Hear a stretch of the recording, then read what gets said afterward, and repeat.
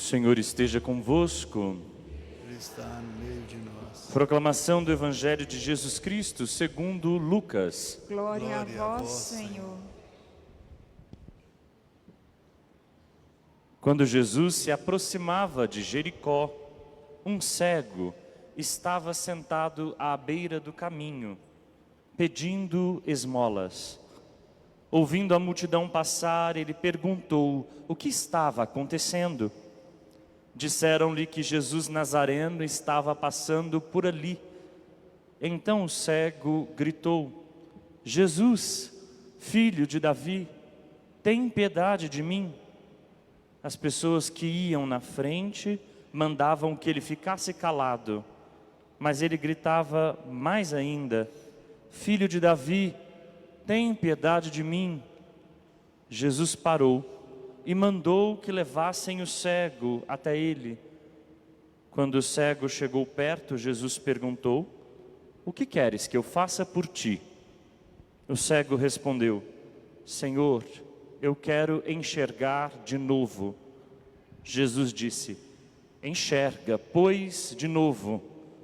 A tua fé te salvou.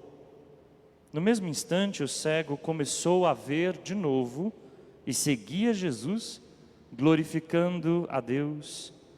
Vendo isso, todo o povo deu louvores a Deus. Palavra da salvação. Glória a vós, Senhor. Pelas palavras do Evangelho sejam perdoados os nossos pecados. Amém. Meus irmãos e minhas irmãs, um cego sentado à beira do caminho. A situação desse homem não pode ser mais dramática. Ele está na escuridão da cegueira. Mas a cegueira nunca é um mal que vem sozinho para alguém da época de Jesus. Já é um mal suficiente, certamente, estar na escuridão, estar dependente da ajuda das pessoas, não ter nenhuma autonomia. Mas esse homem, além de cego, é considerado alguém impuro e pecador, como todo enfermo na época de Jesus, como toda pessoa com deficiência na época de Jesus. Todos aqueles que sofrem de algum mal no corpo é porque pecaram, certamente. E por isso, não são apenas excluídos da sociedade, mas também são excluídos da religião.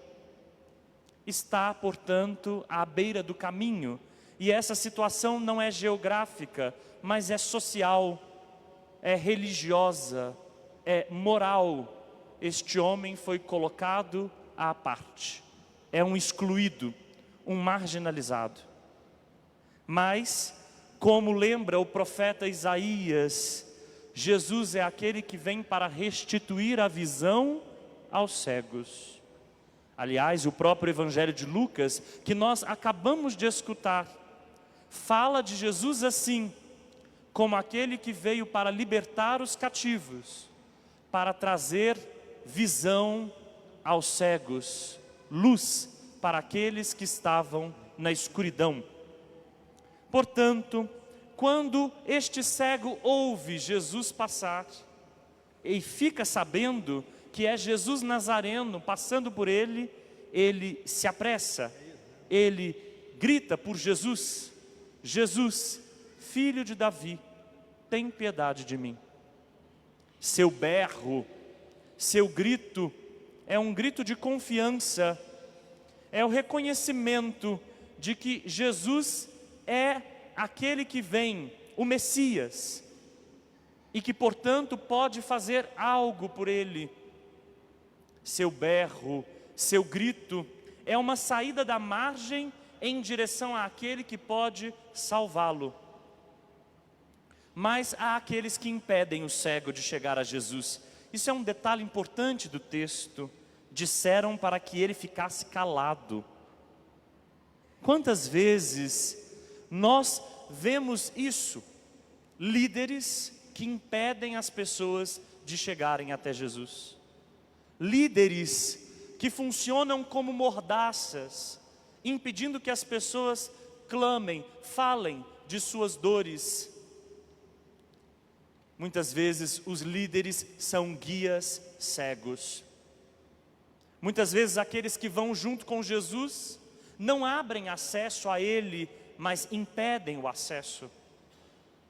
Muitas vezes aqueles que deveriam comunicar Jesus como luz, como lucidez, como visão, acabam ajudando que as pessoas permaneçam na escuridão de si mesmas, na escuridão de não terem ninguém por elas, na escuridão de estarem à margem.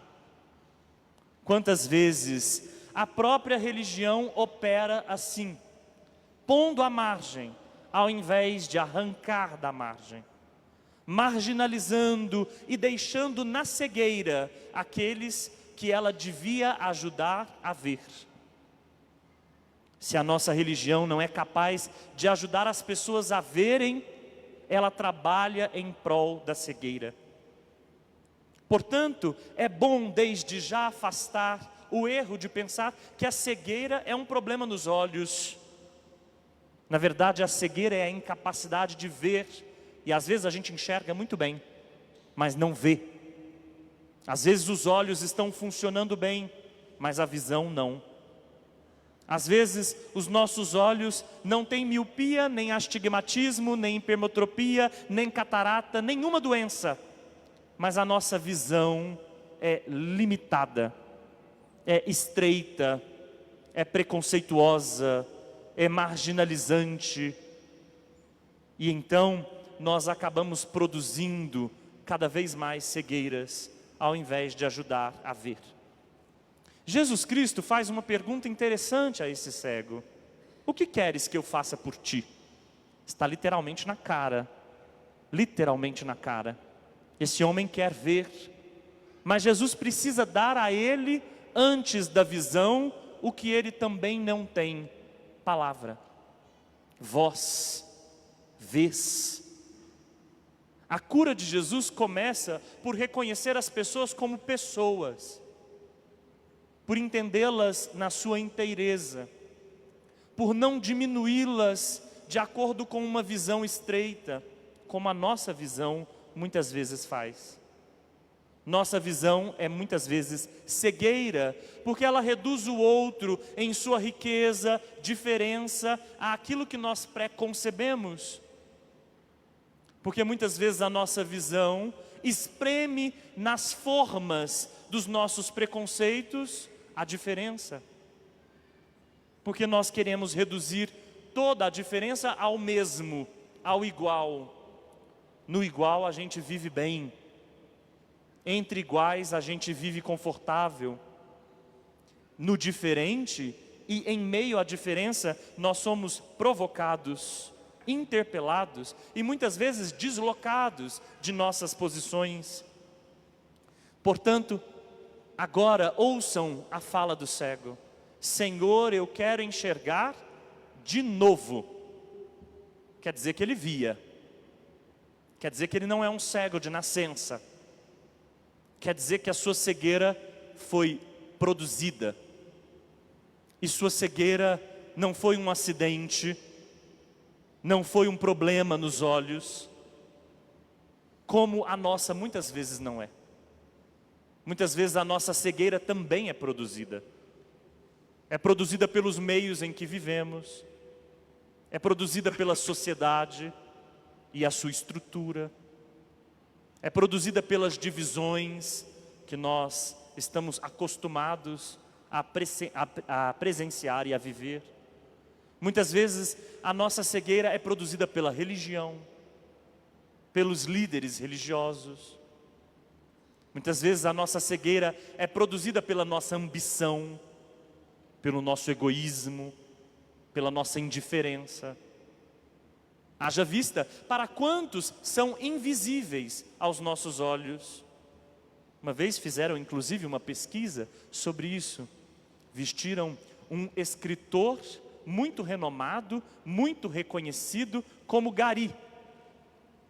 Por onde ele passava enquanto escritor, ele era cumprimentado, pediam-lhe autógrafos, tiravam fotos com ele, precisavam da presença dele, queriam-lhe por perto.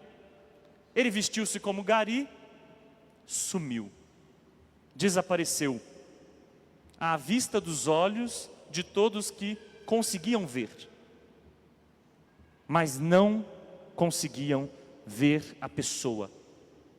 Conseguiam enxergar, portanto, com os olhos que funcionavam bem, mas não viam com os olhos do coração. Há, portanto, invisibilidades sociais produzidas, há cegueiras produzidas socialmente. Senhor, eu quero enxergar de novo. Quer dizer que é preciso um movimento de ver. Talvez nós precisássemos questionar, portanto, a nossa capacidade de ver. Talvez precisássemos questionar se nós não víamos e passamos a não ver mais. A não ver quem está diante de nós. A quem, de algum modo, clama por se aproximar de Jesus e encontrar-se com Ele. E então a resposta de Jesus é única: enxerga, pois, de novo. Hoje a gente tem o direito de ouvir isso. Enxerga, pois, de novo. É o mandato de Jesus também para nós. Enxerga de novo. Que os nossos olhos, muitas vezes viciados, sejam capazes de ser curados, sejam capazes de ver outra vez. Caiam dos nossos olhos as escamas. A primeira leitura também nos convida a fazer de novo, não o caminho da visão, mas o caminho do amor. A não esquecer o primeiro amor.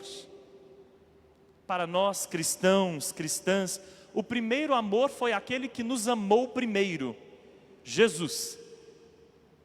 Ele que é a palavra do Pai, uma vez fincada a cruz na nossa história, uma vez no silêncio da cruz, quando Cristo expirou, nós fomos amados. Aqueles que vieram antes dele, aqueles que vieram e virão depois dele, aqueles que não conhecem seu nome, aqueles que nem sabem sobre ele, todos nós fomos amados por esse amor que brotou da cruz. Amor que pode ter vindo à palavra, amor que pode ter permanecido no silêncio. Esse amor nos alcançou. Por isso mesmo, não é que nós sejamos cristãos por nós mesmos, nós fomos feitos cristãos, porque fomos alcançados pelo amor que nos amou primeiro. É nesse amor que nós devemos permanecer, perseverar. É esse amor a verdadeira visão que nos ajuda a ter discernimento e a não cair na ladainha dos falsos apóstolos. É esse amor que nos dá discernimento e inteligência. É esse amor que nos ajuda a perseverar, mesmo quando é nossa a cruz. Peçamos ao Espírito de Jesus que nos ajude sempre mais a voltar, a ver e ao primeiro amor. Amém.